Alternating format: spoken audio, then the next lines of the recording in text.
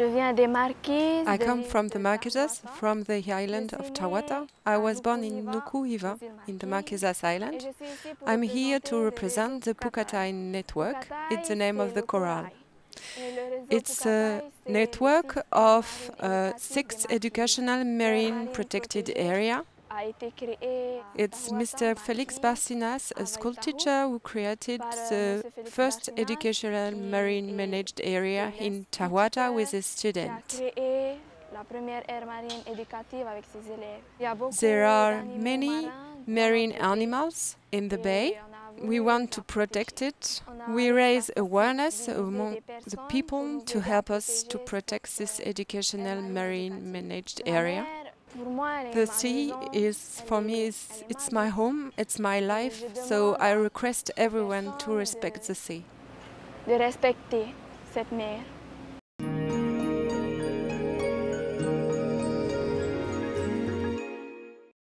This session was about hearing stories of establishing marine reserves at different scales. I think within Australia what we've found is it really needs to connect with people locally. So while these areas are far offshore and can be very, very large, that really we have to connect Australians to these places. So engaging people, I think, has been crucial for us in establishing the Commonwealth Marine Reserves network, and particularly for the Coral Sea Commonwealth Marine Reserve, which is our largest single marine reserve in Australia. I was presenting a French case with the Marine Nature Park.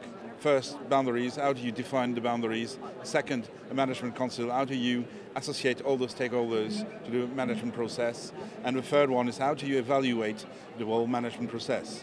So this is the 3 pillars which are settled on the Marine Nature Park in France. It was wonderful to be part of this session because it brought together a group of people that really looked at governance, of how you establish reserves, how do you manage them.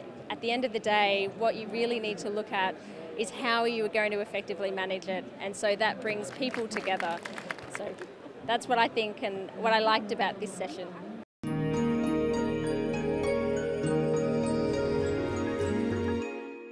I work actually with METPAN, which is a network of MPA managers around the Mediterranean, and we find that it's one of the prerequisites of successful both MPA creation and management, which is involving stakeholders and all stakeholders in MPA management, and this goes at design level of an MPA, but also during the course of the life of the MPA. We need to do more of what we are already doing, but we need to do it in a much larger scale, and we need to not stop at a specific point, but do it during the course, for the long term, during the course of the life of the MPA, as I was just saying earlier. There is actually a very interesting initiative in the Mediterranean in the form of a trust fund that is being created. This is still, at this level now, still very official money in a way. I mean, from governmental sources, with also private donors that would contribute to the fund. But going further, we could imagine completely alternative method of financing. I think the first step, people don't know what a protected area is. They have to be learning from school the value of nature. They need to be involved since they're really young. Kids don't actually go trekking, they don't go to the sea, they don't know what marine life is about. And people are not ready to participate. People are not ready to fight for their rights, at least from Brazil. Coming from Brazil, this is my perspective. And people do not believe they will make a difference. So I believe for us to change things, we need, first of all, change the way we educate our kids.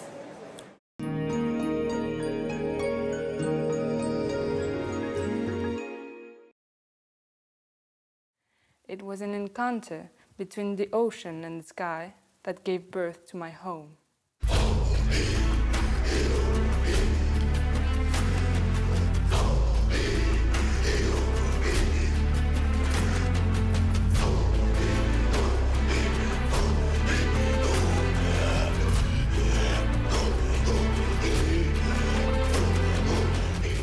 The land I belong to, a string of islands we call Te Whenua Inata, is also known as the Marquesas Archipelago.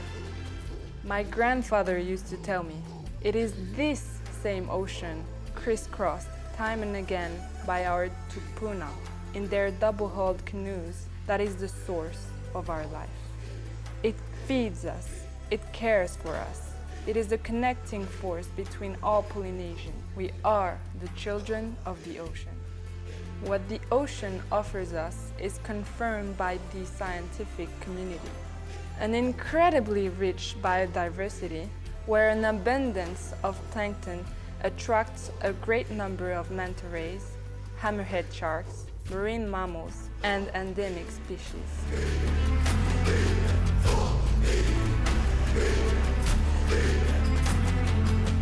Extraordinary traditional knowledge is passed down from generation to generation through the customs of fishing and eating, as well as storytelling.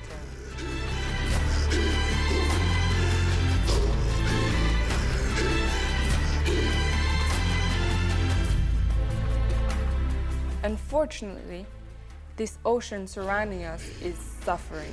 Climate change, overfishing, mining, pollution, the life cycles are deeply disturbed.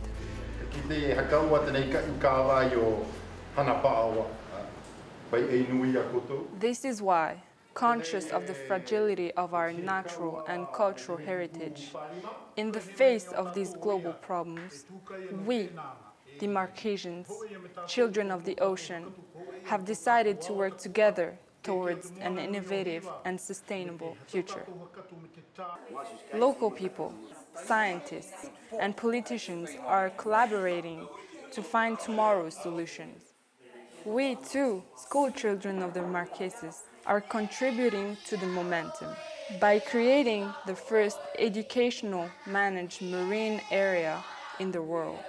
Thus, altogether, old and young, fishermen and scientists, children and our public servants, we are designing our own future by creating a large-scale protected marine area for the Marquesas. Te te nui ahau. My name is Uueinu.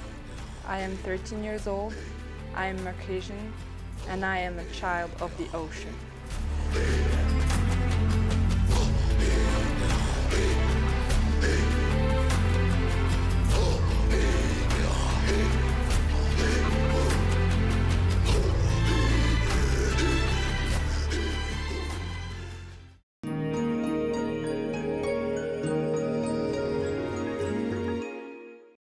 The film, Mission Blue, is really an attempt to share the view, I as a witness, about what's happening to the ocean. What are the biggest problems facing the ocean? And it's obvious what we're putting into the ocean, the pollution, the plastic debris, the many things, also what we're taking out of the ocean. If people don't know about the problems and why it matters, they can't care. We need to communicate to the public is the value of the ocean as our life support system. The ocean keeps us alive. We must keep the ocean alive. We understand that various elements of society, the tourism industry, the fishermen, the government, they all have a stakeholder role. But what is often missing are the kids, not only the kids of today, but the kids of tomorrow. It's their ocean too, it's their future, and they are real stakeholders. So the film Mission Blue came about as a result of a wish that I made. The goal was and is to ignite public support for taking care of the ocean, to communicate knowledge about the ocean, but to develop a network of protected areas, hope spots, large enough to save and restore the blue heart of the planet, the ocean.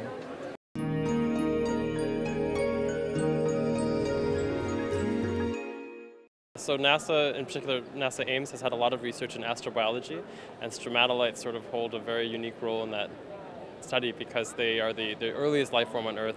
They've been around the longest, and the discovery by Phil Playford in the 1950s that they were living in Hamlin Pool just in our own backyard was really quite extraordinary. So I met this University of Miami group led by Pamela Reed and Erica Park, and we went out to Western Australia to map these using UAVs. So my work at NASA in Earth Sciences focuses on looking through fluid interfaces, and one of the issues we have from space looking down at Earth is that we cannot actually see things with very high resolution. The fluid distorts that picture. And so my research is in looking through that and being able to map out these reef structures to understand their distribution, how they adapt to environments, and how we could use that technology to look for life elsewhere in the universe. It's an extraordinary amount of data. One of the downsides of getting very high resolution, we're looking at 2 millimeters to 5 millimeter resolutions over 15 square kilometers. If you do the numbers, that's 3 petabytes of data that need to be processed and analyzed. So we have computer vision algorithms that are automatically analyzing those data sets to pick out interesting structures for us, so what's living, what's not living. We've made some pretty big discoveries that we can't share just yet, but in January we'll have a publication out that announces one of the main discoveries, in that these stromatolites are not unique, in that around the pool they vary in morphology.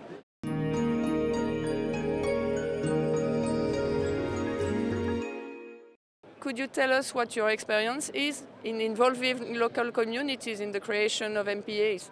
I work with the Office of National Marine Sanctuaries in the United States, which is part of the National Oceanic and Atmospheric Administration, and what we've learned is pretty simple.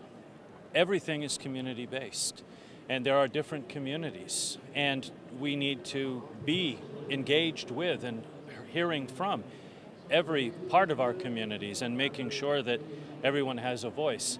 We've just created a new process working with communities where now, to create new sanctuaries or MPAs in the United States, it's a community nomination process that works with the indigenous community, that works with the fishing community, that works with the historic community or the marine biology community, everyone together, and they present their sense of what an MPA should be, what a sanctuary should be.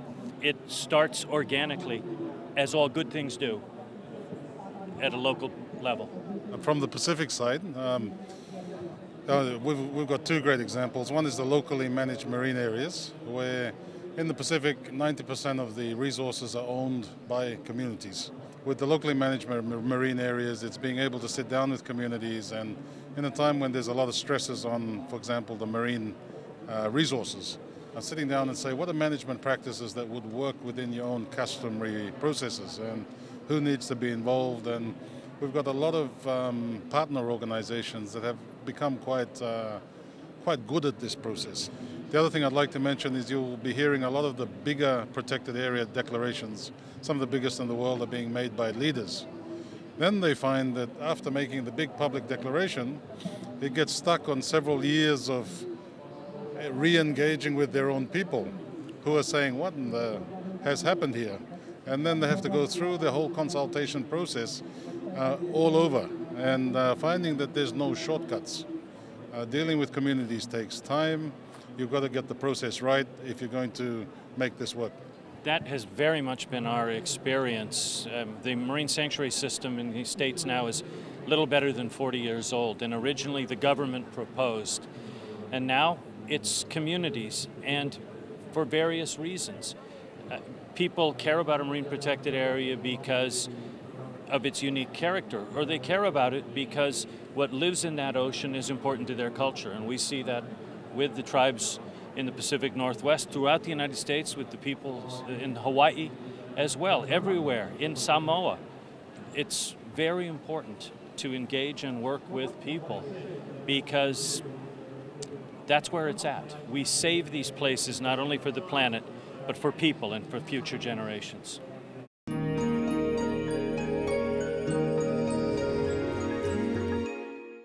There are today 47 unique ocean places inscribed on UNESCO's World Heritage List, either because they are truly exceptional from a biodiversity standpoint, or they are globally unique and significant as ecosystems, or they are just so fantastic from a geological standpoint. They show the stages in our Earth history. The World Heritage Marine Program, which is based in Paris at UNESCO's headquarters, was actually started in 2005. Over the past 10 years, we have doubled the ocean area protected under the World Heritage Convention. But apart from that, we also have seen really some major conservation success stories. Despite of some of our successes, we still have really very crucial challenges. Our main challenge that we are facing now is climate change impacts. The impacts of international shipping activities around the park and marine debris that is proliferating throughout. Every year it gets more and more. In our case, Alabao Atoll is very far away, so it's a very remote place. And the main challenges now is actually getting the financing for the operation of the place. We find it crucially important to invest in the conservation and build capacity in the sites that are today inscribed on UNESCO's World Heritage List, rather than having a huge amount of new sites added to the list.